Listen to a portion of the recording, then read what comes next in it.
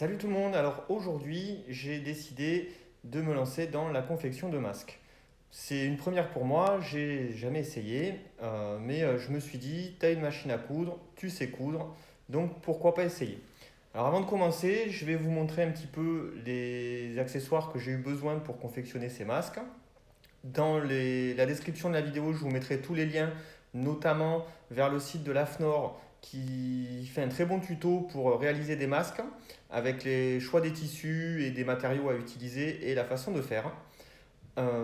Voilà, alors très important, vraiment très important, avant de commencer, lavez-vous les mains. C'est très très important. Ça ne sert à rien de fabriquer des masques si c'est pour qu'ils soient complètement pourris. Je vous rappelle quand même que le lavage de mains, ça se fait avec de l'eau et du savon. C'est très simple, on en trouve à tous les coins de rue et ça peut vraiment vous protéger. Donc voilà, pour commencer, c'est pas très compliqué.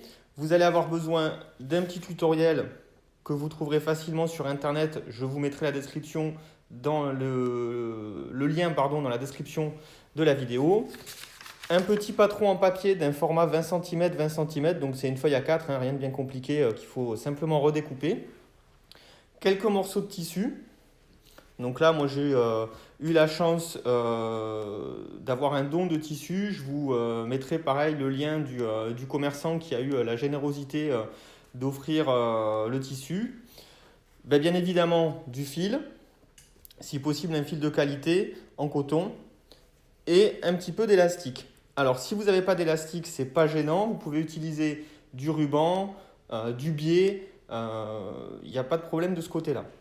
Bien évidemment, une machine à coudre. Si vous n'avez pas de machine à coudre, c'est pas grave, vous pouvez utiliser vos petites mains avec du fil et une aiguille. Et vous aurez également besoin d'un fer à repasser. Alors, étant donné que je suis tout seul, je vais vous décrire les étapes de fabrication.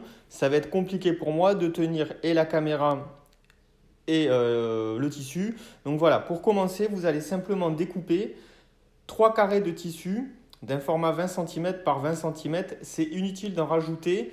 Dans la dimension, il y a déjà les besoins de couture qui sont ajoutés.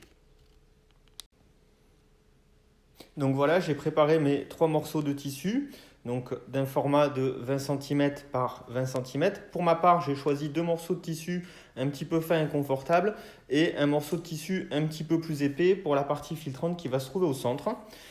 Bien évidemment, j'ai découpé mes 2 élastiques qui vont me permettre de faire les liens pour tenir mon masque. Donc ces 2 petits morceaux d'élastique qui se trouvent un petit peu partout dans le commerce, d'une dimension comprise entre 25 et 30 cm. Alors ça, c'est un petit peu selon la taille de votre tête ou le confort que vous souhaitez en avoir. Donc maintenant, c'est très important, on va prendre les 3 tissus, les plaquer l'un contre l'autre et les repasser afin qu'ils aient tous la même forme et qu'ils soient bien lisses avant la couture.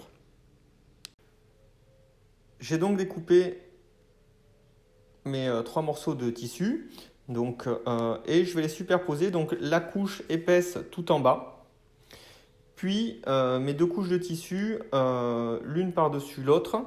Donc une que je vais mettre dans ce sens-là et une à l'envers, puisqu'en fait tout simplement quand je vais devoir retourner mon travail, je vais me retrouver avec mes 2 faces extérieures du tissu bien à l'extérieur et la partie plus épaisse qui sera elle à l'intérieur. Donc voilà, j'ai préparé ma machine à coudre, donc j'ai préparé mon fil, ma canette. Au niveau du réglage, j'ai mis une tension de fil à peu près moyenne, un point de chaînette plutôt serré. Alors moi ce que je vous recommande c'est de faire des essais avant parce que le point très serré ne passait pas dans la machine. Donc j'ai pris un point moyen, mais de telle sorte que quand même les jointures du masque soient bien étanches. Donc ensuite, ça c'est fonction de votre machine et puis de vos habitudes. Le fil, c'est du fil coton. Et au niveau de l'aiguille, j'ai pris une aiguille renforcée de type stretch pour avoir quand même quelque chose qui passe bien à travers le tissu. Pour la partie couture, j'ai donc pris un fil en coton un petit peu épais avec une aiguille renforcée de type stretch ou jean pour que ça puisse quand même traverser les épaisseurs de tissu, sachant qu'ensuite on va devoir y rajouter les élastiques, donc ça va apporter un petit peu plus d'épaisseur encore. Donc ne prenez pas une aiguille universelle qui risque de casser. Donc on va commencer par coudre intégralement un bord du masque et sur l'autre partie, on va coudre un bord puis l'autre en laissant un espace qui va nous permettre de retourner l'ouvrage. Donc j'ai fait donc mes coutures en haut en bas. J'ai bien pensé donc à laisser mon ouverture qui va me permettre donc comme je vous expliquais de pouvoir retourner l'ouvrage. Donc maintenant on va faire les coutures de part et d'autre du masque. Donc voilà, j'ai fini mes coutures, donc j'ai bien mon ouverture où j'avais mis on va dire en recto verso mes deux tissus et sur l'extérieur donc mon tissu le plus épais. Donc maintenant je vais retourner l'ouvrage de manière à ce que ces deux faces-là soient à l'extérieur et cette face-là se retrouve à l'intérieur. Donc voilà, donc j'ai retourné mon ouvrage, j'ai pris soin de bien dégager les angles. Donc il nous reste donc la petite ouverture où je peux voir que j'ai bien mes deux faces de tissu extérieur et mon tissu un peu plus épais au centre. Donc maintenant ce qu'on va faire c'est qu'on va bien repasser de manière à ce que les coutures et les angles soient bien à plat. Refermer la partie donc, qui avait servi au retournement de l'ouvrage et puis ensuite on viendra y ajouter les élastiques. Donc voilà, donc j'ai refermé mon ouvrage. Alors j'ai volontairement utilisé un fil jaune fluo, donc bien évidemment vous pouvez mettre une autre couleur, hein. C'était surtout pour que ça puisse se voir à la vidéo. Donc maintenant mon masque est bien trois couches, refermé et étanche. On fait bien attention aux points de début et de fin. Et donc j'ai bien repassé l'ouvrage pour qu'on puisse faire l'étape suivante. Donc la partie suivante, ça va être tout simplement de venir coudre mes élastiques eh bien, de part et d'autre de l'ouvrage. Alors sur le tuto que je vous mettrai dans la description, il montre comment intégrer les élastiques sans qu'on puisse voir les coutures. Alors je vous avouerai que pour moi c'est une technique un peu compliquée parce qu'en fait il faut laisser une partie non cousue puis reprendre. Voilà, alors s'il y a des gens qui sont plus doués que moi, ben, tant mieux pour eux. Pour moi, c'était une partie très compliquée. Donc en fait, on va simplement venir piquer les élastiques de chaque côté de l'ouvrage. Donc très simplement avec un tout petit point, ça restera quand même propre et discret.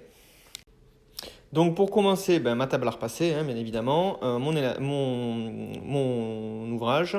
Donc élastique en haut, élastique en bas, et on va commencer tout simplement par rabattre et faire un point, enfin une pliure plutôt bien marquée au centre.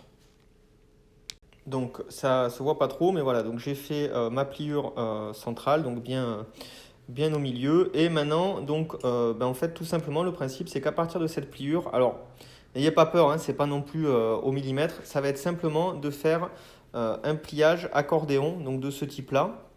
Voilà, hein, tout simplement, sur un côté, puis bah, bien évidemment, pareil, de l'autre. Donc sur le tuto, ça parle un petit peu plus. Donc en fait, voilà, hein, il suffit juste de faire un Z des deux côtés. Donc voilà, donc j'ai fait mes pliures en Z bien marquées au fer à repasser. Alors je ne sais pas si on va réussir à voir ce que ça doit donner, mais voilà. Globalement, ça vous fait un petit accordéon de chaque côté avec la pliure initiale qu'on avait fait au départ. Donc en fait, tout simplement, là on est plus très loin du but. Il va juste falloir venir donc piquer à la machine ce Z donc de ce côté-là et de ce côté-ci.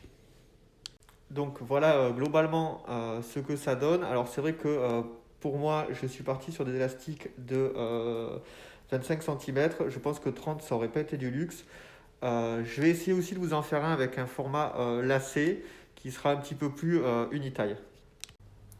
Donc ben voilà, donc là je vous ai fait la version donc, avec des rubans. Parce que c'est vrai que même en grande surface, on n'arrive pas à trouver d'élastique. Euh, Plus simple à faire finalement, puisque l'élastique c'est un peu compliqué à piquer, le ruban ça se passe très bien, et puis comme il est en deux morceaux, ça évite le chevauchement de part et d'autre de l'ouvrage. Voilà. Donc je vous dis à bientôt. Donc ben voilà, vous voyez la version ruban, c'est exactement pareil que la version avec les élastiques. Je reconnais que pour avoir déjà dû dans mon passé professionnel pardon, porter un masque, c'est quand même beaucoup plus agréable avec les rubans qu'avec les élastiques. Mais enfin ça c'est fonction de chacun, hein. Il y a des gens qui préfèrent les élastiques derrière les oreilles, d'autres le ruban. Enfin voilà. Sinon c'est assez agréable à porter. Bien faire attention, alors là pour la vidéo je vous montre les coutures, les plis, mais en temps normal on évite de toucher le masque. On ne touche que la partie fixation, donc ruban ou élastique. Dès qu'on a fini de s'en servir, on l'enlève et on le met à la machine à laver. Merci à tous de m'avoir suivi. Je voulais juste vous dire que j'avais été ravi de faire ce premier tuto avec vous. J'avais simplement envie de vous rappeler que, attention, les masques en tissu ne sont pas là pour vous protéger de la maladie. Ils servent uniquement à protéger les autres si jamais vous êtes atteint de la maladie. Les seuls masques qui vous protègent de la maladie sont les masques FFP2. À ce jour, il y en a très très peu en France et il faut vraiment, et j'insiste énormément là-dessus, les réserver au personnel soignant, c'est-à-dire à tous ces gens qui au quotidien œuvrent pour qu'on puisse se faire soigner. J'en ai vraiment marre de voir des gens avec des masques FFP2 dans les grandes surfaces ou en train de faire du vélo. Restez chez vous, c'est super important. Lavez-vous les mains, arrêtez de vous tartiner les mains avec de l'alcool, ça ne sert à rien. Simplement, lavez-vous les mains avant de manger, après avoir mangé, en allant aux toilettes. Ce sont des règles d'hygiène de base, mais qui sont vraiment importantes pour tout le monde. Je vous dis à très bientôt et vraiment, prenez soin de vous.